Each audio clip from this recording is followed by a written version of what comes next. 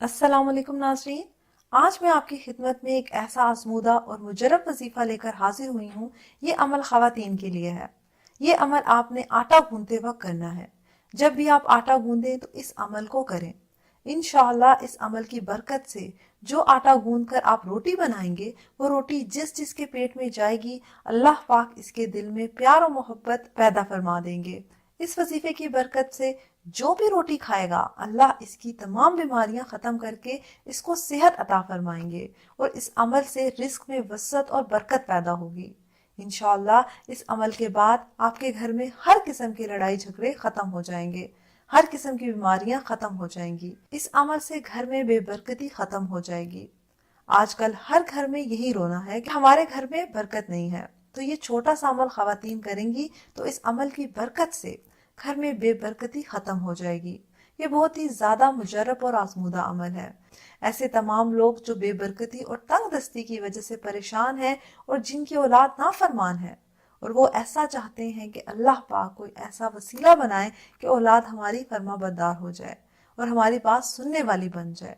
और ऐसे अफराद जिनके घर में कोई बीमारी है, इलाज करवाते हैं मगर इसके बावजूद वो बीमारी इनकी जान नहीं छोड़ती। आप डॉक्टर्स को अपनी बीमारी के बारे में बताते हैं और वो कहता है कि आप बिल्कुल तंदुरुस्त हैं, लेकिन वो अंदर ही अंदर बीमार होते हैं। तो इन लोगों के लिए आज मैं निहायत ही मुजरब अमल लेकर आपकी खिदमत में हाजिर हुई हूँ, जिससे अल्लाह पाक आपकी गुर्बत और तंगदस्ती को ख़त्म करके आपके रिस्क में इजाफा फरमाएंगे और आपके औलाद को ऐसा फर्माबरदार बना देंगे कि आपके घर में लड़ाई झगड़े, परेशानियां और बीमारियां बिल्कुल ख़त्म हो जाएंगी और घर के तमाम अफराद में मोहब्बत पैदा होगी।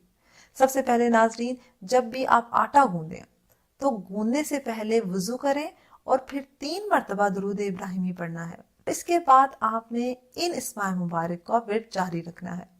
नाजरीन, इस्माए मुबारक ये हैं: या फताह हो, या रज़ाक हो, या वहाब हो, या शाफी हो, या नूर हो। नाजरीन मैं दोबारा बताती चलूं: या फताह हो, या रज़ाक हो, या वहाब हो, या शाफी हो, या नूर हो। ये अस्मा मुबारक पढ़ते रहें जब तक आटा गूंद ना लें, और आटा गूंदने के बाद 3 मरतबा दुरूद इब्राहिमी पढ़कर हाथों पर दम कर दें और जब आटा गूंद कर किसी बर्तन में रखें तो इस पर भी दम कर देना है। इंशाअल्लाह आप जब फ्रिज से निकाल कर इसकी रोटी बनाएंगे तो जिस जिसके पेट में भी जाएगी इसका दिल नरम हो जाएगा और साथ में अंदर की जो तमाम बीमारियां हैं वो भी खत्म हो जाएंगी। नाज़रीन, सदका जारिया समझ के इस वीडियो को शेयर कीजिए। अगले वीडियो तक इजाजत दीजिएगा। अल्लाह हाफिज।